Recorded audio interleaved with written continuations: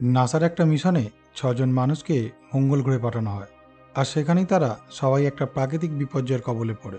সেই বিপর্যয়ের হাত থেকে বাঁচার জন্য তারা সবাই তাড়াতাড়ি করে তাদের রকেটে উঠে পৃথিবীর উদ্দেশ্যে বেরিয়ে পড়ে। তারা সবাই রকেটে উঠে পড়লেও তাদের মধ্যে একজন ওখানেই রয়ে যায়। মঙ্গল গ্রহে সেই একা রয়ে যাওয়া মানুষটি জানতো তার এখানে মৃত্যু অনিবার্য, কিন্তু সে মৃত্যুর কাছে কখনোই হার মানতে চায়নি।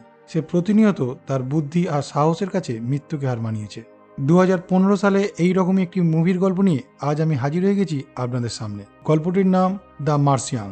আর গল্পটি শুরু করবার আগে হ্যালো বন্ধুরা, আমি Soumyajit and welcome to the STV story. গল্পের শুরুতেই আমরা দেখি নাসা থেকে 6 জন বিজ্ঞানী মঙ্গল গ্রহে গিয়েছে। তারা যখন সেখানে মঙ্গল গ্রহের কিছু মাটি তাদের পরীক্ষা নিরীক্ষার জন্য নিচ্ছিল, ঠিক সেই সময় নাসা থেকে তাদের কাছে খবর আসে তারা যেখানে আছে সেখানে কিছুক্ষণের মধ্যেই একটা প্রাকৃতিক দুর্যোগ হতে পারে। তারা যেন তাড়াতাড়ি তাদের মহাকাশযানে উঠে পড়ে। এই শুনে সবাই যখন মহাকাশযানে তাড়াতাড়ি উঠতে যাচ্ছিল, তারই মধ্যে ওখানে একটা বিশাল ঝড় ওঠে। সেই ঝড়ের মধ্যে একটা ভারী বস্তু উড়ে গিয়ে এই টিমের মধ্যে দ্য মার্ক মার্টিন নামে একজনের সঙ্গে ধাক্কা লাগে। আর সে সঙ্গে সঙ্গে এই ঝড়ের মধ্যে ওখানেই কোথাও হারিয়ে যায়। তাদের ক্যাপ্টেন আর বাকি সবাই তাকে খোঁজার অনেক চেষ্টা করে। তারপর তারা খুঁজে না পেলে তারপর তার সাথে সিগন্যালের মাধ্যমে যোগাযোগ করার চেষ্টা করে, কিন্তু তারা কোনোভাবেই তাকে খুঁজে পাচ্ছিল না। তাই তারা ভাবে সে হয়তো মারা গেছে। তারপর তারা তাড়াতাড়ি নিজেদের প্রাণ বাঁচানোর জন্য তাদের মহাকাশযানে উঠে পৃথিবীর উদ্দেশ্যে বেরিয়ে পড়ে। পরের দৃশ্যে আমরা দেখি ওখানে ঝড় থেমে গেছে, রাত পেরিয়ে সকাল হয়েছে, আর মার্ক তখনও ওখানে বেঁচে আছে। আর ওখানেই থাকা যন্ত্রপাতির একটা রড তার পেটের মধ্যে ঢুকে গেছে, আর সেই যন্ত্রণায় সে ছটফট করছে। সেই অবস্থাতেই সে কোনো রকমভাবে উঠে তাদের যে ওখানে থাকার জন্য তৈরি করা হয়েছিল একটা ক্যাম্প, তার মধ্যে যায়। তার মধ্যে গিয়ে সে তার পেটের রডটা বার করার চেষ্টা করে, আর সেই জন্য সে ওখানে থাকা ছুরি কাঁচি দিয়েই নিজের পেটে একটা ছোটোখাটো অপারেশন করে, যাতে এই ক্ষতটা তাড়াতাড়ি ভালো হয়ে যায়। এরপরই সে তার সহকর্মীদের সাথে আর নাসার সাথে যোগাযোগ করার চেষ্টা করে, কিন্তু সে কোনোভাবেই যোগাযোগ করতে পারছিল না, কারণ তার আগের দিন রাতের বেলার প্রবল ঝড়ে তাদের এখানে থাকা সব যোগাযোগের যন্ত্রপাতিগুলি নষ্ট হয়ে গেছে। তাই মার্ক মন খারাপ করে তার ক্যাম্পেই বসে থাকে। আর অন্যদিকে আমরা দেখি তার সহকর্মীরা অনেকটাই ভেঙে পড়েছিল, কারণ তারা এটা ভাবছিল যে তাদের সামনেই মার্ক মারা গেল, কিন্তু তারা তার জন্য কিছুই করতে পারল না বলে। মার্ক মাঝে মধ্যেই নাসার সাথে যোগাযোগ করার চেষ্টা করতে থাকে, আর সেই সময় তার মনে পড়ে সে যদি এখানে 4 বছর কোনো রকমভাবে বেঁচে থাকতে পারে তাহলে সে আবার পৃথিবীতে ফিরতে পারবে। কারণ মার্ক জানতো নাসা 4 বছর পর একটা রিসার্চের জন্য এই মঙ্গলে আবার একটি রকেট পাঠাবে। সে যেখানে আছে সেখান থেকে 3200 কিলোমিটার দূরে, আর সে যদি কোনো রকমভাবে সেখানে পৌঁছে যেতে পারে তাহলে সে আবার পৃথিবীতে পৌঁছাতে পারবে। কিন্তু 4 বছর বেঁচে থাকতে গেলে তো খাবার লাগবে। এই কথাটি তার মনে আসার পর সে সেখানে খাবারের হিসেব করতে বসে যায়, এবং সে দেখে তাদের 6 জনের খাবার ছিল 68 দিনের জন্য। সেই খাবারগুলি সে যদি একা খায় তাহলে 400 দিন চলবে। আর মার্কের কাছে ওয়াটার রিক্লিনার আর অক্সিজেন জেনারেটর ছিল, তাই তার কাছে 400 দিনের জন্য খাবার, জল আর অক্সিজেনের কোনো অভাব হবে না। কিন্তু এরপরই সে ভাবতে থাকে এর থেকেও তাকে বেশি দিন বেঁচে থাকতে গেলে তাকে কোনো না কোনো উপায় বার করতে হবে তার নিজের খাবারের জন্য। যেহেতু মার্ক একজন বটনিস্ট ছিল, মানে সে চাষবাস সম্বন্ধে জানতো, তাই সে কিছুদিন ভাবার পর একটা উপায় বার করে। তারপর সে ক্যাম্পের মধ্যে একটা সাইডে মঙ্গল গ্রহ থেকে প্রচুর পরিমাণে মাটি এনে জড়ো করে, আর সেই মাটির মধ্যে নিজের পটি মিশিয়ে রাসায়নিক সার তৈরি করে। তারপর সেখানে ফ্রিজে থাকা আলুগুলোকে কেটে সেই মাটির মধ্যে পুঁতে দেয়। কিন্তু এরপরই সে বুঝতে পারে এতগুলো গাছকে বাঁচাতে গেলে তার সেখানে জল লাগবে, আর এত জলের যোগান সে কিভাবে করবে। এই ভাবতে ভাবতে কিছুদিন পর সে একটা উপায় বার করে। তারপর মার্ক ওখানে থাকা রকেটের তেল থেকে হাইড্রোজেন বার করে, আর তারপর হাইড্রোজেনের সাথে অক্সিজেন মিশিয়ে তার উপরে আগুন জ্বালায়। কিন্তু এরপরে ওখানে একটা বড়সড় বিস্ফোরণ হয়, আর সে প্রথমবারের চেষ্টায় ব্যর্থ হয়। আরও কিছুবার এরকম চেষ্টার পর সে সফল হয়, আর তারপর তার যতটুকু জলের যোগান দরকার ছিল সে সেই জলের যোগান করে ফেলে। তার কিছুদিনের মধ্যেই মার্ক লক্ষ্য করে সেখানে একটি ছোট্ট আলু গাছ হয়েছে। এই দেখে মার্ক দারুণ খুশি হয়। আর এর পরের দৃশ্যে আমরা দেখি পৃথিবীতে মার্ককে মৃত বলে ঘোষণা করেছে নাসার তরফ থেকে। এই সব ঘটনার কিছুদিন পর নাসার একজন ডিরেক্টর উইন্স কাপুর নামে তার কর্মচারীর সঙ্গে বসে স্যাটেলাইটের মাধ্যমে মার্করা যে ক্যাম্পে ছিল সেই ক্যাম্পটিকে পর্যবেক্ষণ করছিল। আর তখনই তারা স্যাটেলাইটের মাধ্যমে বুঝতে পারে মার্ক এখন ওখানে বেঁচে আছে। এটা দেখার পর তারা চমকে ওঠে, আর তারপরই তারা প্ল্যান করতে থাকে মার্ককে কিভাবে পৃথিবীতে আনা যায়। আর তারপরই নাসার সিনিয়ররা আলোচনায় বসে। সেই আলোচনায় তারা বলে মঙ্গলে যাবার তাদের পরের মিশন এখন থেকে প্রায় 4 বছর পরে, আর এই 4 বছর মঙ্গলে মার্ককে যে কোনোভাবেই হোক বাঁচিয়ে রাখতে হবে। তাই তারা ঠিক করে একটা ছোট্ট রকেটে করে মার্কের জন্য তারা মঙ্গল গ্রহে 4 বছরে খাবার পাঠিয়ে দেবে।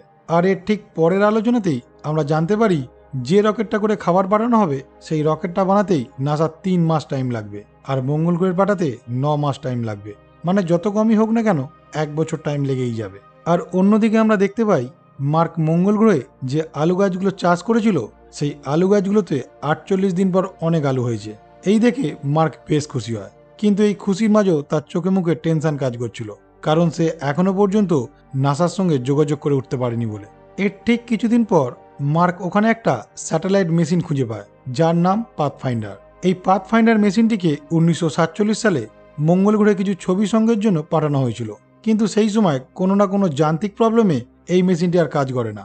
আর তখন থেকেই এই মেশিনটি মঙ্গল গ্রহেতেই পড়ে আছে।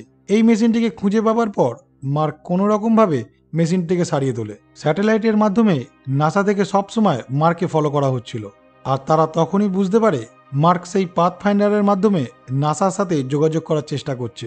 এটা দেখার পরই নাসার উইন্স কাপুর ক্যালিফোর্নিয়াতে চলে যায়, কারণ 1997 সালে এই ক্যালিফোর্নিয়াতে এই কিছু সায়েন্টিস্ট এই পাথফাইন্ডার মেশিনটিকে বানিয়েছিল। আর উইন্স কাপুর সেখানে গিয়ে যারা পাথফাইন্ডার মেশিনটিকে বানিয়েছিল তাদের সাথে প্রথমে দেখা করে, আর তাদের সবার সঙ্গে আলোচনা করে ক্যালিফোর্নিয়াতে থাকা পাথফাইন্ডার মেশিনটিকে তারা আবার অ্যাক্টিভ করে, কারণ মার্ক যদি সেখানে কোনো বার্তা পাঠায় তারা যাতে অনাহাসেই সেটা পায়। কিন্তু এরপরেই আমরা দেখতে পাই পাথফাইন্ডার মেশিনটা শুধু হ্যাঁ আর না এই দুটো জিনিসই বলতে পারে, আর এটুকু মেসেজের জন্য তাকে অনেকক্ষণ টাইম নিতে হয়, কারণ এই মেশিনটা অনেকদিন আগেকার মেশিন এবং এতে পুরনো টেকনোলজি ব্যবহার করা আছে। এটা দেখার পর নাসা মার্ককে একটা হ্যাকিং কোড পাঠায়, আর এই কোডের মাধ্যমে আমরা দেখতে পাই মার্ক খুব সহজেই নাসার সাথে মেসেজের মাধ্যমে কথা বলতে পারছে। এরপরই নাসা থেকে মার্কের সহকর্মীদের জানানো হয় মঙ্গল গ্রহে মার্ক এখনো বেঁচে আছে, আর এটা প্রায় তারা 2 মাস আগে জানতে পেরেছে, কিন্তু তারা কনফার্ম হওয়ার পরই তাদেরকে জানাচ্ছে। আর এটা শোনার পর তারা সবাই খুব ভেঙে পড়ে, কারণ তারা মনে মনে এটা ভাবছিল তাদের হয়তো ভুলের কারণেই আজকে মার্ক মঙ্গল গ্রহে একা রয়ে গেছে। ঠিক এই ঘটনার কিছুদিন পর একদিন রাতের বেলায় মার্ক যেখানে আলু চাষ করেছিল সেখানে কোনো যান্ত্রিক কারণে একটা বড় বিস্ফোরণ হয়। সেই বিস্ফোরণের হাত থেকে মার্ক কোনোভাবে নিজেকে বাঁচিয়ে নেয়, কিন্তু তার সেখানে আলু গাছ সহ একদিকের ক্যাম্প পুরো পুড়ে নষ্ট হয়ে যায়। সে তখন বুঝতে পারে সে আর কোনো রকমভাবেই এখানে নতুনভাবে চাষ করতে পারবে না। তাই বিস্ফোরণের পরের দিনই মার্ক কোনো রকমভাবে ক্যাম্পের ওই অংশটাকে নিজের থাকার জন্য ঠিকঠাক করে নেয়, আর তারপরেই মার্ক ওখানে থাকা খাবারের হিসাব করতে বসে পড়ে। তার কাছে যা খাবার আছে সেই খাবারের দ্বারা সে আর কতদিন বেঁচে থাকতে পারবে। হিসাব করতে বসে সে দেখে বিস্ফোরণের আগে পর্যন্ত তার কাছে যা খাবার ছিল সে 868 দিন পর্যন্ত বেঁচে থাকতে পারত, আর বিস্ফোরণের খাবার নষ্ট হয়ে যাওয়ার পরে তার কাছে যা খাবার আছে সে 609 দিন পর্যন্ত বেঁচে থাকতে পারবে। আর এরপরেই এই মেসেজটা সে নাসাকে দেয়, আর নাসাতে থাকা সবাই ঠিক করে যে করেই হোক তাড়াতাড়ি মার্কের কাছে খাবার পাঠানোর ব্যবস্থা করতে হবে। এরপরই নাসা থেকে তাকে জানায় সে যে খাবারটা একদিনে খেত এখন সেই খাবারটা তাকে 3 দিন ধরে খেতে হবে। এরপরই নাসা তাড়াতাড়ি করে একটা রকেট বানায়, আর তারা সেটাকে সময় বাঁচানোর জন্য কোনো টেস্ট না করেই তার মধ্যে মার্কের জন্য খাবারপত্র ভর্তি করে মঙ্গলের উদ্দেশ্যে পাঠিয়ে দেয়। কিন্তু রকেটটা কিছু দূর যাওয়ার পরই কিছু যান্ত্রিক কারণে বিস্ফোরণে নষ্ট হয়ে যায়, আর এই ঘটনার পর নাসার সবাই খুব ভেঙে পড়ে। এই মেসেজটা মার্কে পাঠানো হয়, আর মার্ক তখন অনেকটা হতাশ হয়। নাসার পরের মিশন এখনের থেকে প্রায় 4 বছর পর, আর এই 4 বছর তার বেঁচে থাকাটা অনেক কষ্টকর হয়ে যাবে এখন। আর এর ঠিক কিছুদিন পর চীন থেকে নাসার কাছে একটা মেসেজ পাঠানো হয়, আর তাতে বলা হয় চীনের কাছে একটা রকেট আছে, সেটা একদম রেডি মহাকাশ যাওয়ার জন্য। নাসা যদি চায় তাদের সেই রকেটটা তারা ব্যবহার করতে পারে।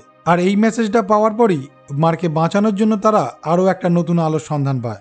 এরপরই নাসা আর চীন যখন একসঙ্গে সেই রকেটটা করে মহাকাশে মার্কের জন্য খাবার পাঠানোর ব্যবস্থা করছিল, ঠিক সেই সময় রিচ নামে একজন ব্যক্তি নাসার সাথে যোগাযোগ করে। সে নাসাকে জানায় সে একজন অ্যাস্ট্রোডাইনামিক্স এবং তার কাছে মার্কে বাঁচানোর জন্য একটা প্ল্যান আছে।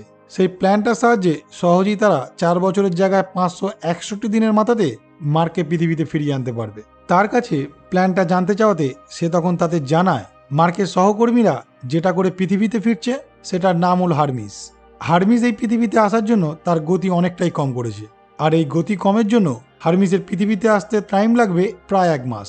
কিন্তু এই মুহূর্তে হারমিসের গতি কম না করে যদি তারা গতি বাড়িয়ে মাধ্যাকর্ষণ শক্তির দ্বারা পৃথিবীকে এক পাক ঘুরে আবার মঙ্গলের দিকে চলে যায়, তাহলে খুব অল্প দিনের মধ্যেই তারা আবার মার্কের কাছে পৌঁছে যাবে। আর হারমিস যখন পৃথিবীর কাছাকাছি আসবে তখন চীনের দেয়া রকেটের মাধ্যমে নাসা তাদের কাছে খাবার পৌঁছে দেবে, আর তারপরই তারা মঙ্গলের কাছাকাছি যাবে। কিন্তু মঙ্গলে তারা ল্যান্ড করবে না, কারণ তারা যদি মঙ্গলে ল্যান্ড করে তাহলে পৃথিবীতে ফেরার জন্য তাদের হারমিসে আর তেল থাকবে না। তাই এরা হারমিস নিয়ে যখন মঙ্গল গ্রহের পাশে যাবে, মার্ক মঙ্গল গ্রহ থেকে ম্যাপ গড়ে মঙ্গলের বাইরে চলে আসবে, আর তারপরেই তারা ম্যাপের মধ্যে থেকে হারমিসের মধ্যে তাকে নিয়ে নেবে।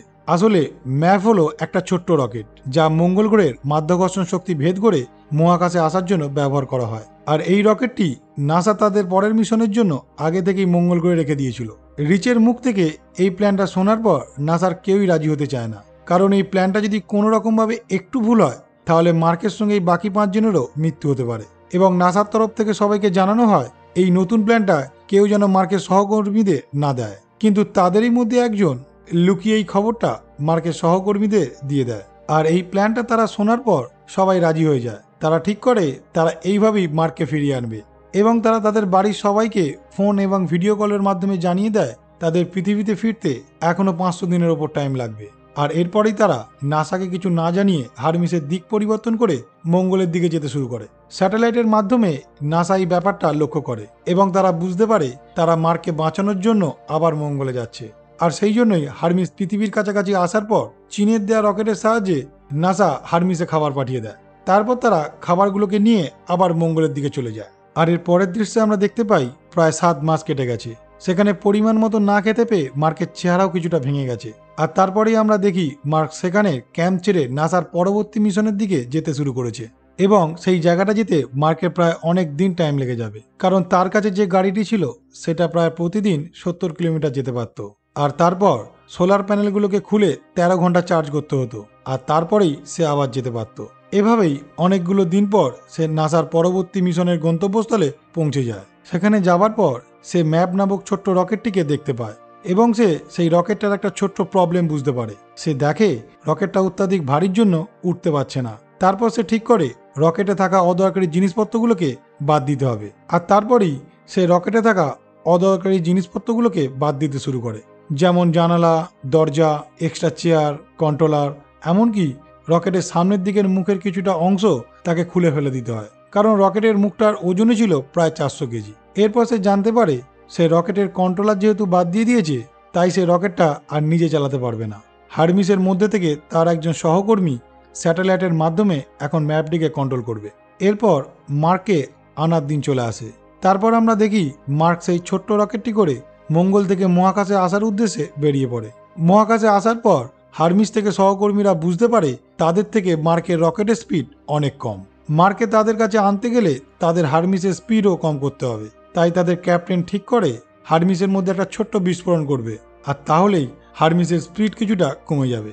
তারপর তারা নাসাকে কিছু না জানিয়ে তাদের হারমিসের মধ্যে বোম লাগিয়ে একটা ছোট্ট বিস্ফোরণ করে, আর তারপর হারমিসের স্পিডও কিছুটা কমে যায়। আর ঠিক এরপরেই তারা কিছুটা দূরে মার্ককে দেখতে পায়। সেই দেখে তাদের ক্যাপ্টেনও একটা ফ্লাইং চেয়ারে করে মার্ককে ধরার জন্য মহাকাশে বেরিয়ে পড়ে।